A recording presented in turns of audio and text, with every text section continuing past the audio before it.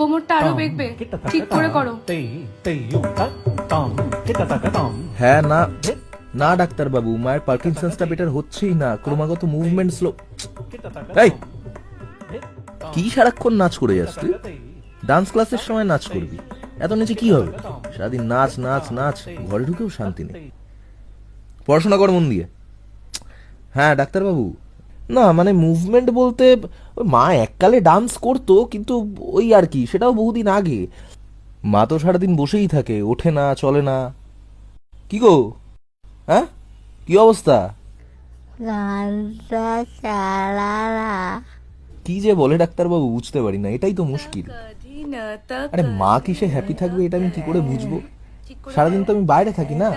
আর আর ওষুধ খাচ্ছে, কিন্তু পার্কিনসন্সে কি হয় জানিনি তো, হাত পা স্টিফ হয়ে যায়, উঠতে পারে। আরে মা, এ বাবা কোথায় লাগলো?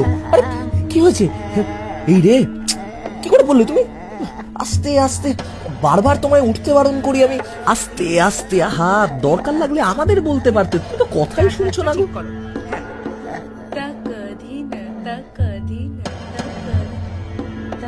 এই এই ইয়ার কি হচ্ছে? হ্যাঁ, ভেতরে ঘরে ঠাকুমা অসুস্থ, মাথায় রয়েছে। নাচ নাচ নাচ নাচ, ঘরের মধ্যে যদি আরেকবার নাচতে দেখিস তোকে। এ তুমি এদিকে এসো, চলো এদিকে, চলো এদিকে এসো। কি শুরু করেছো তুমি? হ্যাঁ, সারাদিন তো আমি ওকে নাচতেই দেখি, পড়াশোনার তো নামগন্ধ নেই।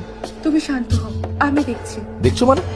ভেতরের ঘরে একজন বয়স্ক মহিলা অসুস্থ, মাথায় রয়েছে, কোনো সেন্স রয়েছে তোমাদের? আসলে আমারই দোষ, মা বসেই ছিল, মায়ের জন্যই তো আসলে আমরা নাচটা।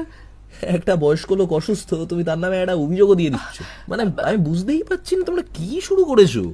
তুমি ভুল বুঝছো। আবার গান চালিয়ে?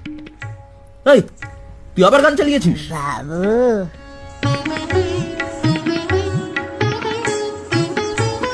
আমি গান চালিয়েছি। তোর মেয়ের মতো আমারও নাচতে ইচ্ছে করে। আমিও চাই আগের মতো চলতে ফিরতে পারি। এই দেখ, আমিও নাচতে পারি।